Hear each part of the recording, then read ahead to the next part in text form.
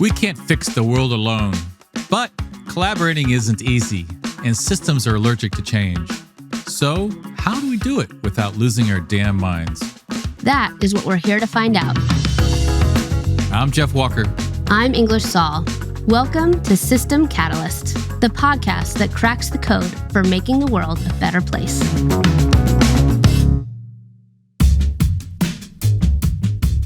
Hey, Jeff. Hey, English. How's it going? Not so bad. Not so bad, although I am listening to the news, and there's so much on the issue of refugees and immigrants and people coming across the border and people worried about taking their jobs and everything else. And, you know, a lot of the people that I have dealt with that have immigrated into the country have been huge assets and are great friends. And so converting, immigrants and refugees into assets is not really talked about too much. It's more of who people are afraid of as opposed to potential. And the stats I keep hearing are kind of amazing. 75 million refugees now, and it's going to hundreds of millions in the next couple of years, from climate issues to war, etc. So I've been thinking about that. Gosh, maybe like a couple of years ago, maybe 4 or 5 years ago, with my husband, we visited a refugee camp in Jordan. It's one of the largest in the world. And we got to meet, quite a lot of refugees and see their schools and see their medical centers. And just like the vastness of how large it was and how many people were there, and just meeting them and, hearing their stories and seeing their resilience and passion. I would love to live in a world where we could reimagine how to integrate these people into our communities versus try and kind of, quote, fix the refugee problem. Well, you're in luck. We are interviewing Sasha Chanoff, founder and CEO of Refuge Point. And he's been a catalyst for change in this world for decades. Went from a direct service, bringing refugees into countries and making them productive citizens, to coordinating the UN and Mercy Corps and IRC and many other organizations to all work together. So let's listen to him and his ideas and what he's been bringing to the table.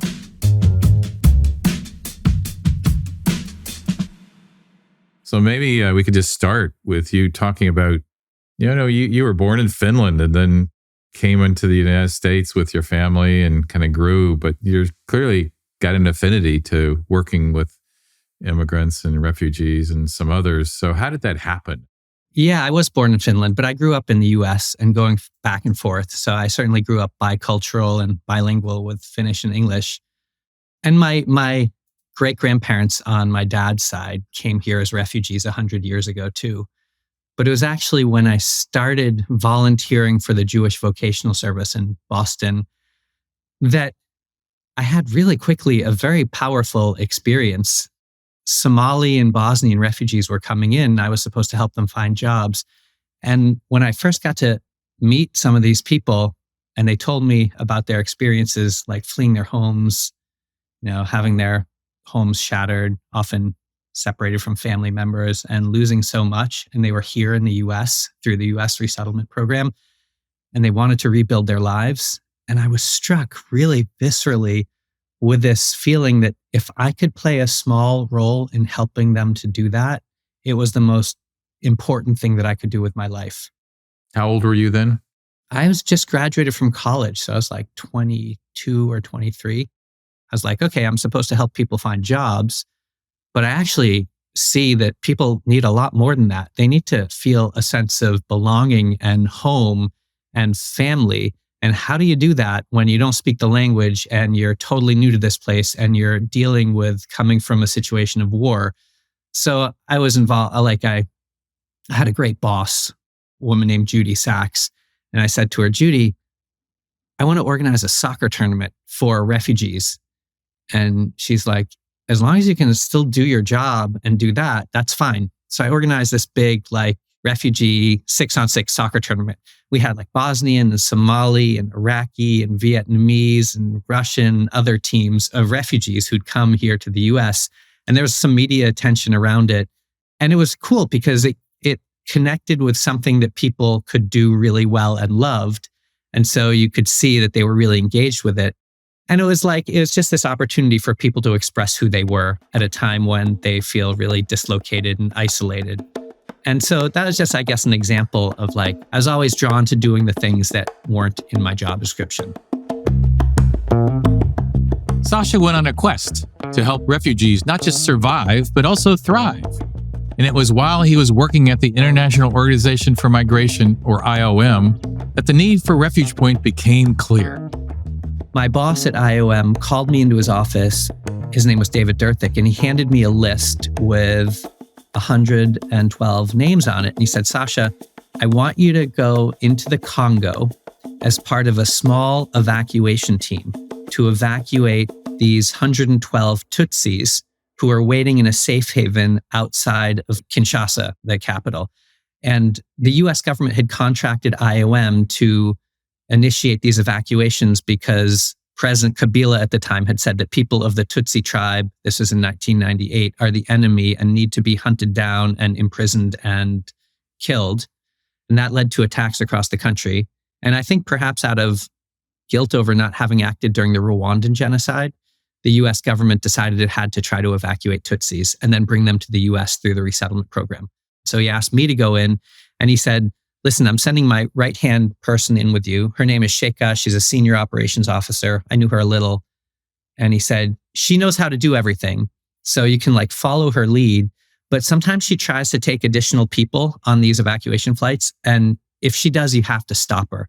We have permission to take these 112 people out. But if you try to take anybody else, the Congolese government will put their own people on your evacuation. They'll take yours off. You won't get them out. And whoever doesn't get out likely won't survive. So Sheikha and I fly into the Congo and go to the safe haven, and the 112 people are there, and we register them and tell them that we're going to fly them out in a few days' time. We had chartered a plane, and we were going to get armed guards and get everybody on buses and get them to the airport. And as we were trying to leave, a guy who was working in that safe haven said, you have to go into the big tent over there. There was a large tent that could accommodate a lot of people, and go see the new people that just came in here.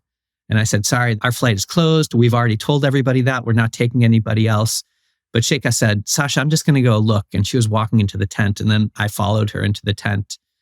And I remember it was very quiet in that tent, which was surprising because there was 32 widows and orphans in there who had been put into a prison camp where many of their family members had lost their lives. And they looked very emaciated and traumatized. And the guy who'd brought us in said, you have to take these people on your flight with you. If you don't, you can see for yourself. They're not going to make it out of here. And Sheikha leaned over and said to someone, a little girl holding a doll, oh, let me see your doll. And all of a sudden the doll's eyes opened and we realized that it was a tiny infant that didn't weigh more than 4 pounds and did not look like it would survive much longer. So Sheikha and I left and went to the hotel where we were based, and we started arguing that night. And she said, Sasha, we have to take these people out. And my boss, David, was my hero and a mentor, and he had given me really explicit instructions. And I was like, Sheikha, I know, I want to too, but we can't. There's no way we can risk everybody's lives.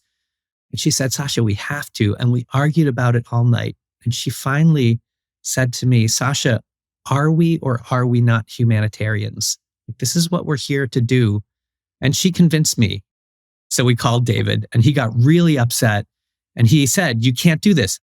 And we said, we're sorry, David. We saw these people face to face. We can't not do it. So he calmed down and he said, okay, this is a US government mission. So if you can get the US ambassador's approval, go ahead and try it. And Sheikha knew the US ambassador, so she got his approval.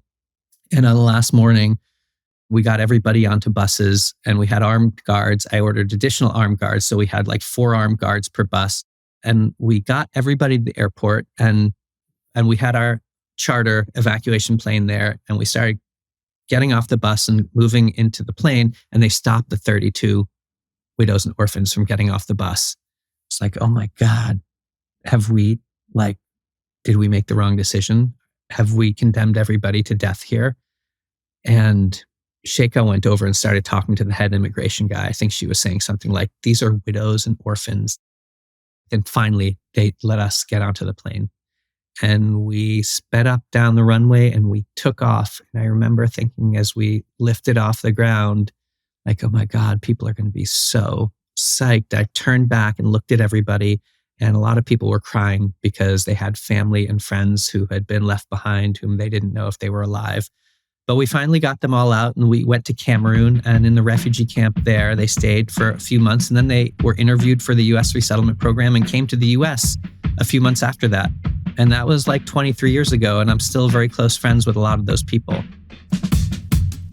This experience taught Sasha that the systems designed to help refugees left so many behind, so he became determined to do something about it. It kind of opened my eyes to people who were off the radar, who were overlooked and forgotten. And it was like, you know that FedEx logo that has an arrow in it? And the first time you see it, you can't unsee it. Every time you look at a FedEx logo, you see that arrow. Oh, but right. if you don't know it's there, Right. that's kind of what happened with me. It was like everywhere I went, I was tuned into those people who were overlooked and forgotten. And I thought, I need to start an organization for those people. I also saw that the U.S. resettlement program, which I had worked in my entire career, and that I knew was a life-saving mechanism for people who often had no other opportunities to survive, was dramatically unutilized and even broken as a system. Every year, our president sets a ceiling of how many people can come to the U.S., and it's usually about 75,000 people, although this year it's 125,000 under the Biden administration. But every year, tens of thousands of slots were going unused. And they don't roll over. So between the year 2000 and 2014, about 250,000 slots were going unused. And I thought, this is like akin to criminal. How is it possible that people that need this so much and our tax dollars pay for it, and it's a program that's there, is going underutilized?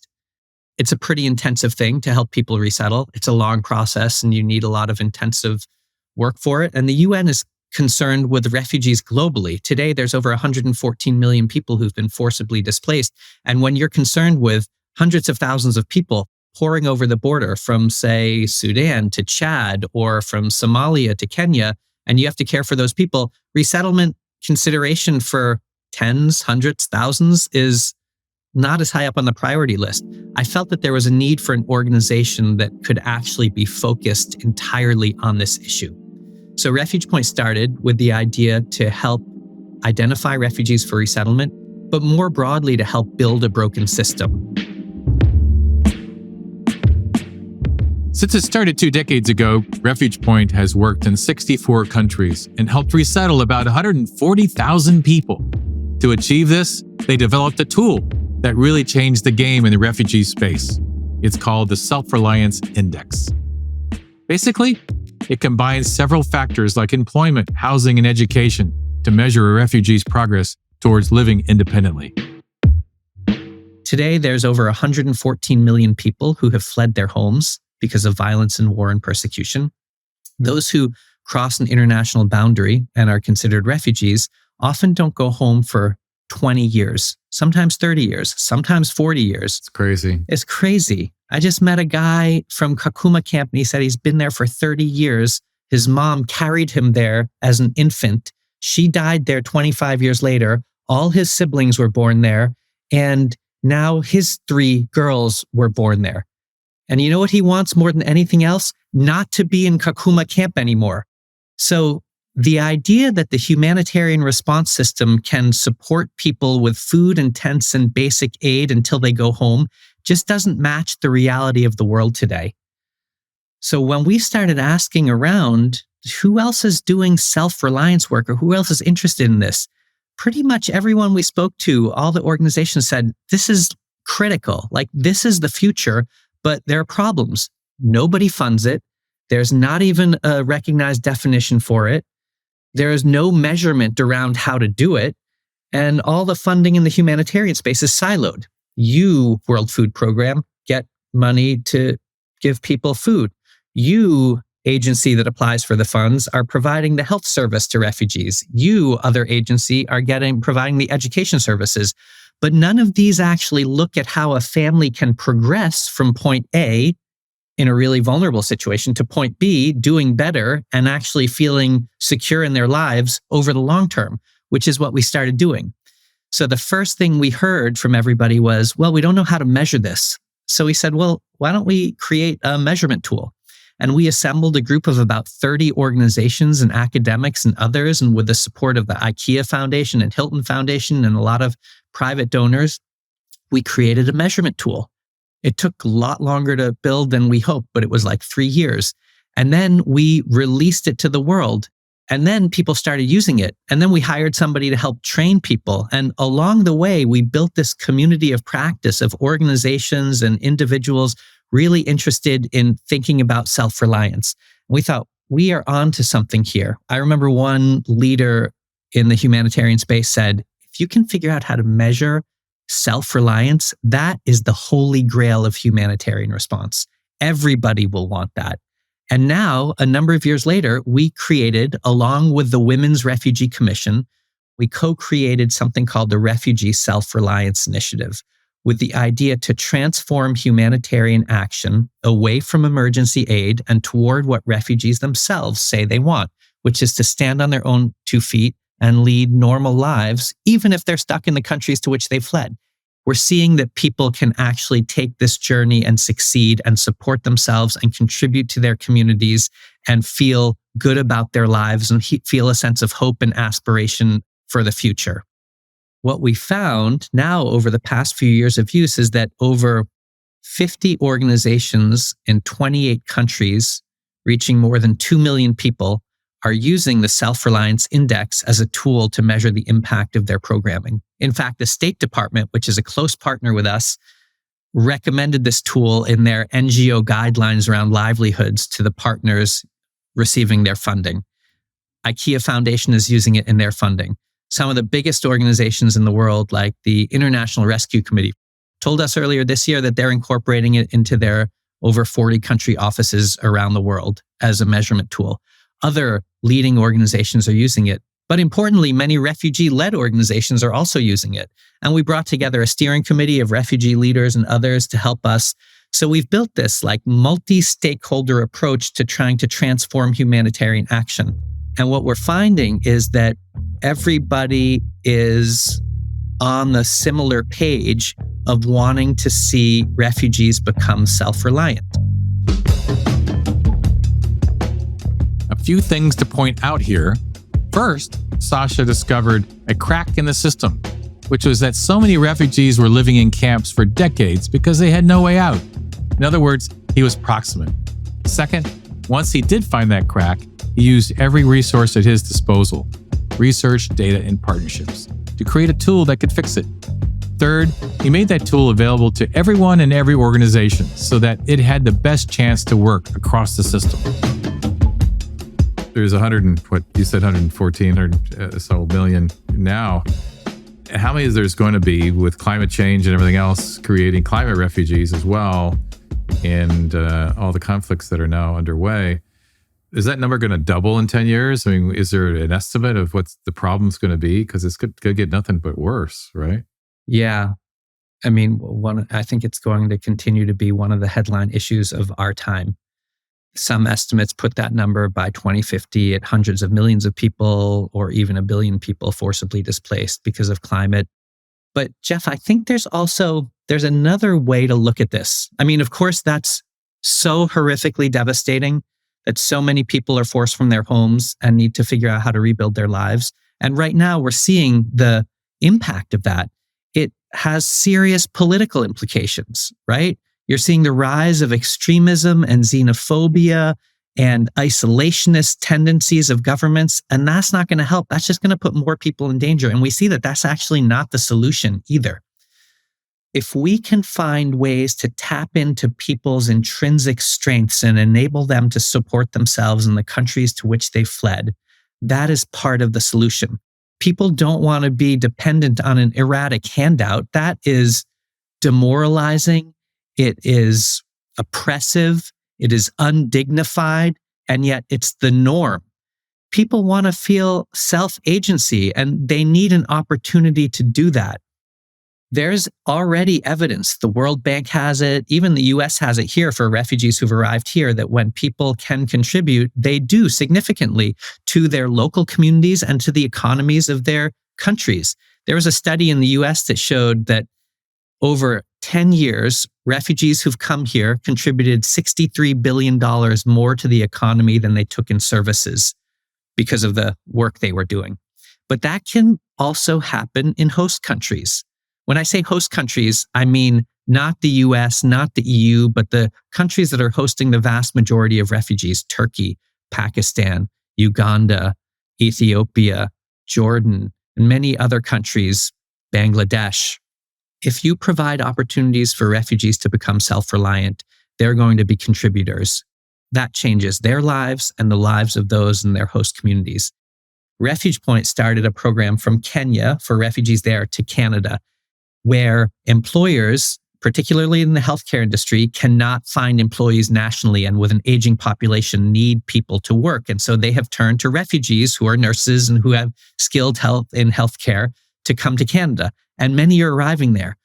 But the profound thing that we have seen is that people say when they talk to us about this program and then get an interview with an employer and then get hired, that this is the first time in their lives that they have been seen as a whole human being. It's the first time that people aren't saying, "What's the horror that you went through? Tell us about the persecution you faced. And oh, what do you need here?" But it's rather questions like, what are your skills and experience? What background do you have that led you to healthcare? Why are you interested in that?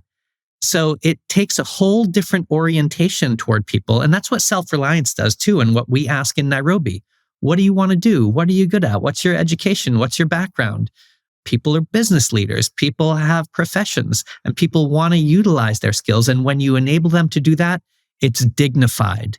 It enables people to feel like they're human beings who are seen for their worth, as opposed to seen for their victimhood. Yeah, their opportunities and potential. That makes a lot of sense. Now I feel like I'm preaching. But you should be. That's what your job is. You wrote a good book, From Crisis to Calling, with your dad, and you talk about 8 different stories of people that kind of face these crucible issues. But you also talk about 5 principles, and I just wanted to make sure you were able to talk about those principles to the audience. Yeah, thanks. I'm glad you asked that. I shared that story a little earlier. But yeah, there are 5 principles. One is be prepared. That is, be prepared for moments in your life where there's a moral dilemma or a moral conflict. I think it's really easy to look down and just be focused on what you're doing and not look up and around. So the first principle is be prepared. The second one is open your eyes. That is, be alive to the dilemmas around you. For me, and in the specific experience of the Congo operation, it was walking into that tent. My eyes were open to the plight of people who would have otherwise been left there. And the third principle is confront yourself. And again, for me, I put this in the experience of that Congo mission, but what I found is this is a kind of framework that I think works for others and others have experienced. The confront yourself is make sure you have a chance to question what you should do. For me, the confronting yourself was actually arguing with Sheikha, who said, we have to take these people. And I said, we can't. And we argued about that. And the fourth is know yourself. What are your deepest values telling you to do? What is your own personal experience and education and who you are uniquely telling you what the right thing to do here is? And the fifth one is to take courage, because sometimes it's hard to make a decision when you don't know what the outcome will be. And again, my circumstances were unique, but people are often confronted with different kinds of issues where the right course of action might be the hard one to take. But if you really tune into who you are uniquely, you'll find maybe the right answer. I wish I had more guidance and counsel at that moment when I was in the Congo, but I didn't. Thankfully, Sheikha was there, because otherwise, it might not have gone the way it did. And of course, I love what you're talking about in terms of systems, entrepreneurship, and how you catalyze systems change, because personally, as I've seen the evolution of Refuge Point, it moves more and more in that direction because we see that great, large, bold transformation does not happen with one person or one organization or even a few, but many coming together under a North Star of action to do something that is a common goal and concern for us all. I find that when you present yourself not as a leader who is interested in your own organization, but rather you want to support other organizations that are doing good work, and you show them that you want to support them by connecting them with funders, by providing other kinds of support, then you're starting to build a kind of trust that I feel isn't really there to the degree that it needs to be there. Then I think you're on your way to building something important. But it takes making sure that you're elevating others. And why wouldn't you want to elevate others? It's interesting. When I got my start in Boston as a job developer, I found that there were a number of organizations that were getting funding from the state to help refugees find jobs. And they weren't sharing information because we were all in competition with one another. And yet I found that I had jobs that I knew about, that the caseload at Jewish Vocational Service of 500 refugees, nobody had the experience for those jobs. So I started going to other organizations and sharing with other job developers, hey, I have this job. Do you have anybody for that? And they said, yeah. And we created this network sharing information.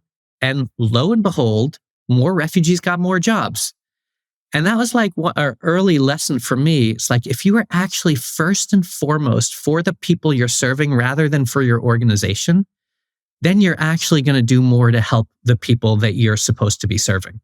And if you can make sure that everybody sees that your orientation is around supporting the field and supporting them, then I think that is a key to building trust. That's awesome. Yeah, and totally agree that a managed ego has to be in place so that you're not thinking about yourself or your organization as much for that system level change. You're doing amazing things and your enthusiasm is infectious. So thank you. Thanks, and Jeff. I appreciate you taking the time.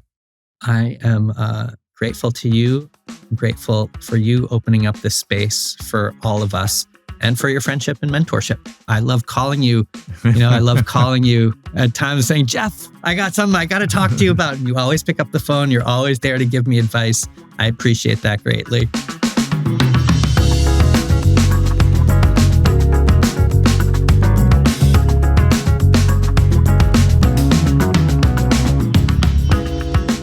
That's it for today's show.